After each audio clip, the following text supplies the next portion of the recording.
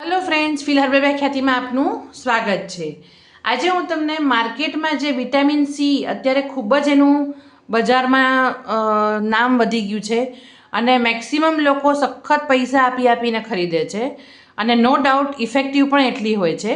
પણ vitamin સીનું serum તમે જો ઘરે બનાવી શકો તો એનાથી ઉત્તમ શું, અને એ પણ તમારી સ્કિનને શું ફાવશે અને શું નહીં ફાવે તમને ખબર છે, બરાબર? કે ઓઇલી સ્કિન છે તો તમે શું નહીં નાખી શકો, પછી ડ્રાય સ્કિન છે તો તમે શું ઉમેરી શકશો આની અંદર, એ તમે તમારી રીતના વિટામિન સી સિરમમાં એડ ઓન કરી શકશો કોઈ પણ વસ્તુ, અને ઓછી કરવી હશે તો કરી શકશો।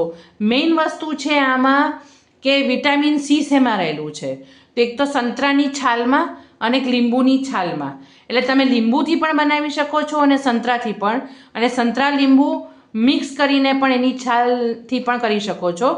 એની છાલ આપણે સૂકવવાની નથી, આપણે તાજું જે ખાઈએ ને એ સંતરાની છાલ જ તમારે લેવાની છે, અને ચમચીથી તમારે એ છાલની અંદરનો જે ભાગ હોય એને તમારે ચમચીથી વ્હાઈટ બધું કાઢી નાખવાનું છે અને પછી જ તમારે એનો યુઝ કરવાનો છે। હવે એને કેવી રીતના બનાવવાનું છે એ હું તમને કહું, અને મેઇન આનો યુઝ શું છે એ હું તમને અત્યારે કહી દઉં છું કે વિટામિન સી છે એ તમારી સ્કિનને લાઇટન કરશે, બ્રાઇટન કરશે, તમારા પિગમેન્ટેશનના જે ડાઘા થઈ ગયા હશે એ દૂર કરશે, પિમ્પલ્સના ડાઘા પડી ગયા હશે એ પણ દૂર કરશે, ટૂંકમાં તમારી સ્કિનને ઇવન ટોન આપશે। તો આ એકદમ ઇઝી અને સરસ મેથડ છે, તમે આને આરામથી ઘરે બનાવી શકશો। તો મારા કહેવાથી આને યુઝ કરજો।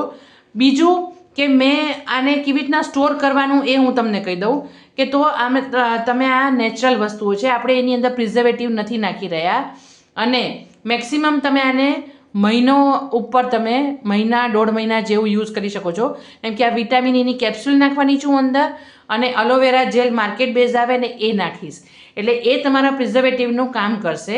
પણ મેઇન વસ્તુ છે આ વિટામિન સી, હવે એ છે એ નેચરલ છે, એટલે આમ તો ખટાશથી વસ્તુ બગડે ક્યારે પણ નહીં, તો પણ તમારે આને ફ્રીઝમાં જ રાખવાનું છે બને ત્યાં સુધી, અને જ્યારે લગાડવું હોય ને ત્યારે જ બહાર કાઢવાનું છે। એટલે હવે આપણે કેવી રીતના બનાવવાનું છે હું તમને બતાવું છું। અહીંયા મેં વિટામિન સી સિરમ બનાવવા માટે એક આખા સંતરાની છાલ હોય ને એ લીધી છે। હવે ખાધા પછી બને ત્યાં સુધી છે ને જો બને એટલું મેં વ્હાઈટ કાઢી જ નાખ્યું છે, અને પછી જ મેં આને એ છે ને ચમચીથી તમારે એનો આ જે ભાગ હોય ને એ કાઢી નાખવાનો છે, અને આખી રાત તમે સાદા પાણી અથવા તો ગુલાબ જળ એમાં તમારે થોડું પલાળી નાખવાનું છે। જો મેં ગુલાબ જળમાં પલાળ્યું છે, તમે સાદા પાણીમાં પલાળી શકો છો। ગુલાબ જળમાં એટલા માટે કે આપણને બેનિફિટ વધી જાય। હવે આપણે આ જે રાતના પલાળી રાખ્યું છે એને આપણે ક્રશ કરી નાખવાનું છે, અને ક્રશ કરીને પછી ગાળી લેવાનું છે। અહીંયા આપણું આ ક્રશ થઈ ગયું છે, એની છાલ ને પેલું રોઝ વોટર।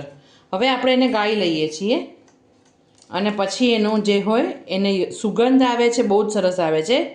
માર્કેટ બેઝ કરતાં તમે નેચરલ તમારા આંખ સામે અને તમે તમારા હાથે બનાવો ને એ વસ્તુની આખી એના જે અસર હોય ને એ જ આખી જુદી થઈ જાય છે, અને એકદમ નેચરલ વસ્તુ તમારા હાથેથી બનશે, બરાબર?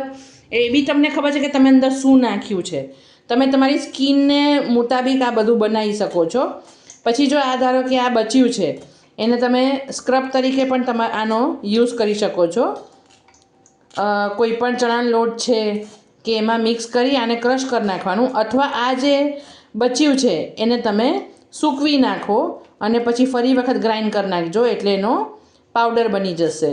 મેક્સિમમ તો આપણે એમાંથી વિટામિન સી લઈ લીધું છે, પણ છતાં પણ આમાં ખૂબ ભરીને બધું હોય એટલે વાંધો નહીં આવે, ઘણું નીકળશે આમાંથી હજી। પછી આમાં છે ને મેં 2 ચમચી જેટલું એલોવેરા જેલ નાખ્યું છે। આમાં ટ્રાન્સપરન્ટ હોય તો ટ્રાન્સપરન્ટ, મને પતંજલિનું જ ફાવે છે, તમને જે ફાવે તમે નાખી શકો છો। પછી એને હલાવી લેવાનું છે। પછી મેં તમને કીધું એમ કે હું આ વિટામિન ઈની કેપ્સ્યુલ ઇવિયોન એ હું ઘરમાં જ રાખું છું, એ હેર અને સ્કિન માટે બહુ જ યુઝફુલ છે। એટલે એમાંથી મેં છે ને આ એક કેપ્સ્યુલ લીધી છે, એક કેપ્સ્યુલ, કેમ કે મારી સ્કિન ઓઇલી જ છે, પણ તો પણ થોડું નરિશમેન્ટ રહે અને વિટામિન ઈ મળી રહે એટલા માટે હું 1 નાખું છું. તમારે એવું હોય બહુ ડ્રાય સ્કિન હોય તો તમે 2 નાખી શકો છો. હું આને 1 કટ કરીને નાખી દઉં છું. કટ કરી નાખી છે.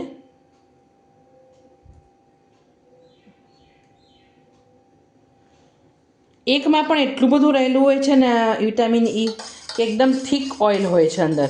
હવે આને આપણે મસ્ત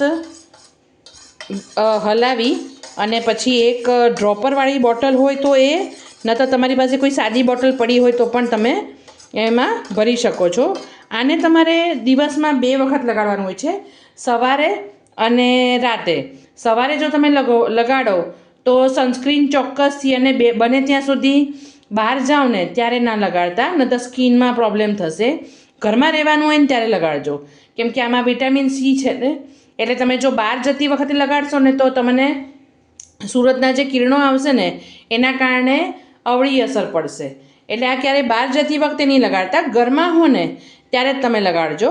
અને રાતના સૂતી વખતે તમે જ્યારે મોઢું ધોવો ને ત્યારે તમે લગાડીને સૂઈ જજો.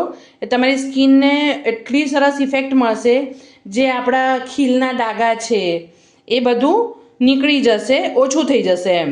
હવે તમે આ જોઈ શકો છો 10-10 ml વાળી મારી 2 બોટલ, અને હજી થોડું છે એટલે હજી એ હું નાની ડબ્બીમાં ભરી લઈશ. એટલે તમે જુઓ કે 30 ml જેવું ટોટલ થશે, અને એ પણ એક જ નારંગીના છોતરામાંથી.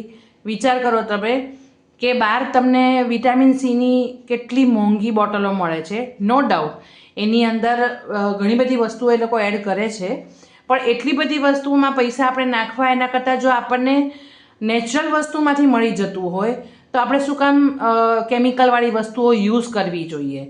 તો તમે આવી રીતના બી બનાવીને તમે ઘરમાં રાખી શકો છો. મેઇન વસ્તુ છે કે તમારે બને ત્યાં સુધી આને ડ્રોપરથી જ લગાડવાનું રાખવાનું સ્કિન ઉપર, મોઢા ઉપર, કેમ કે બહુ તમારે હાથ અડાડ નહીં કરવાનો. હવે આની કન્સિસ્ટન્સી હું તમને બતાવી દઉં. તમે જુઓ એકદમ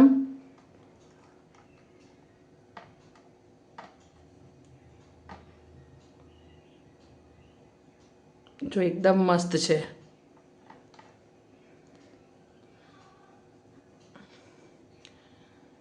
એકદમ ફાઇન છે. એમાં પણ તમે વિટામિન Eની કેપ્સ્યુલ નાખી હશે, અને પ્લસ ધીમે ધીમે તમારા ખીલના ડાઘા છે, પિગમેન્ટેશન છે, એ બધું જ દૂર થઈ જશે, અને સ્કિન તમારી એકદમ ક્લીન અને ક્લિયર થઈ જશે. એટલે તમે આને રોજ લગાડવાનું રાખજો, અને ખૂબ જ સરસ. તમે ઘરમાં અત્યારે તો સંતરા કેટલા મળે છે માર્કેટમાં, તમે આરામથી એક પણ બહુ કંઈ તમારે નાખવાની જરૂર બી નથી. આ દેશી છે, વિદેશી પણ મળતા હોય છે પેલા માલ્ટા જેવા.